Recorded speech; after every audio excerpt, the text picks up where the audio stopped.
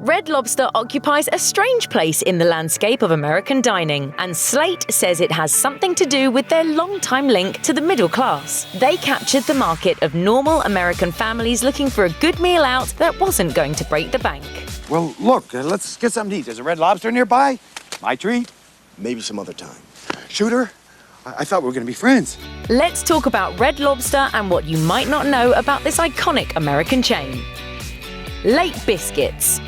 Those garlicky Cheddar Bay Biscuits are so firmly associated with Red Lobster that it's surprising that they're a fairly late addition to the menu. They only showed up in the early 1990s, and we even know who to thank for creating them: Kurt Hankins. 5 years after they were introduced, they were given their now famous name, Cheddar Bay Biscuits. As Hankins explained on Darden Digest, "It's a fictitious name created to bring the biscuits to life, embody the seaside theme, and emphasize that these are not your typical biscuits." Were they a success? They serve over 1 million biscuits every day, so yeah, we'd call that a hit.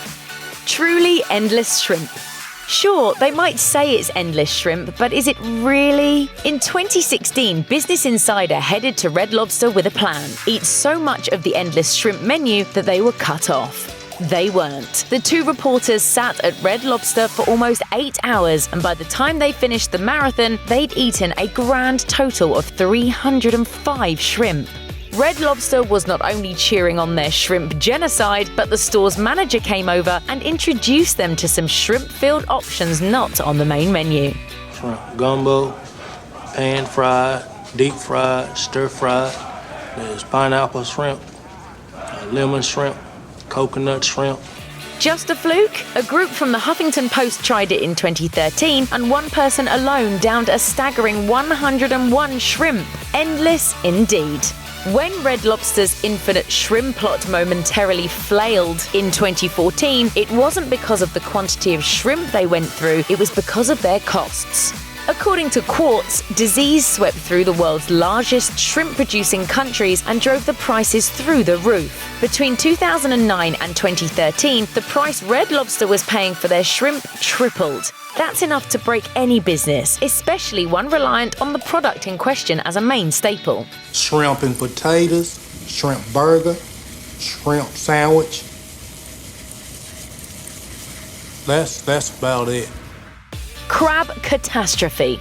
While endless shrimp is a serious moneymaker, endless snow crab was a devastating mistake.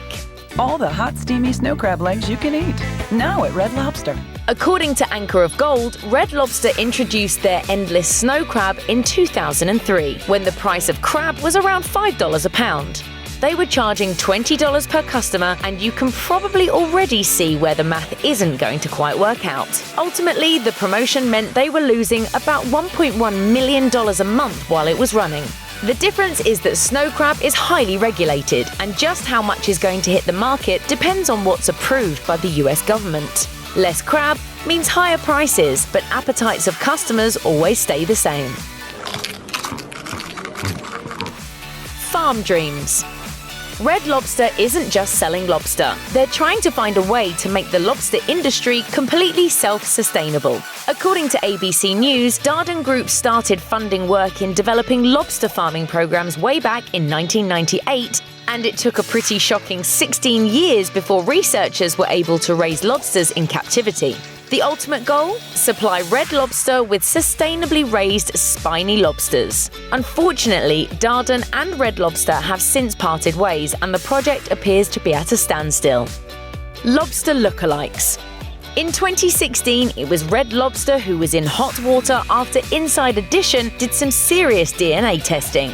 When they took samples of the meat from the chain's lobster bisque, they found not all of it was the sort of lobster customers tended to expect. Part was langostino, a sea creature which isn't a true lobster. In fact, it has more in common with your average hermit crab.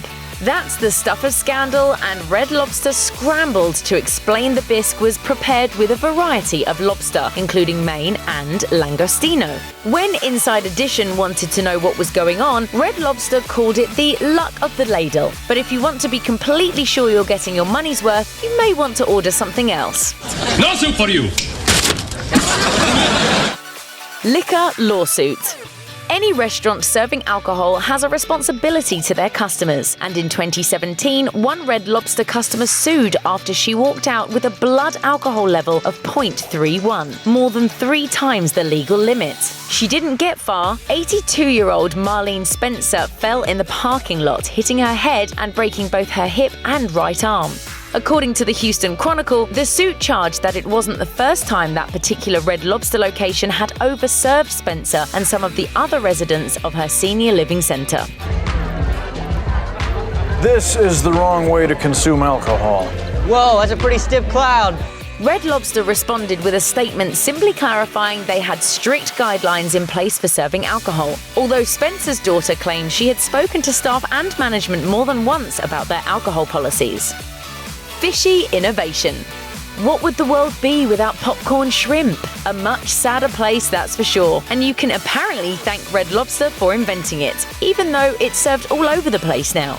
This isn't popcorn, you idiot. It's popcorn shrimp! You know, I knew there was something familiar about it. Hold on. Where are the kids? Joe Lee, one of the founding members of the restaurant, said popcorn shrimp was just one of the things they invented to revolutionize the restaurant industry. They also claim to have pioneered the very first point-of-sale system at a time when computer technology was finally catching up to what the world wanted it for. They wanted to keep track of sales and kickstarted a system that's in pretty much every store and restaurant today.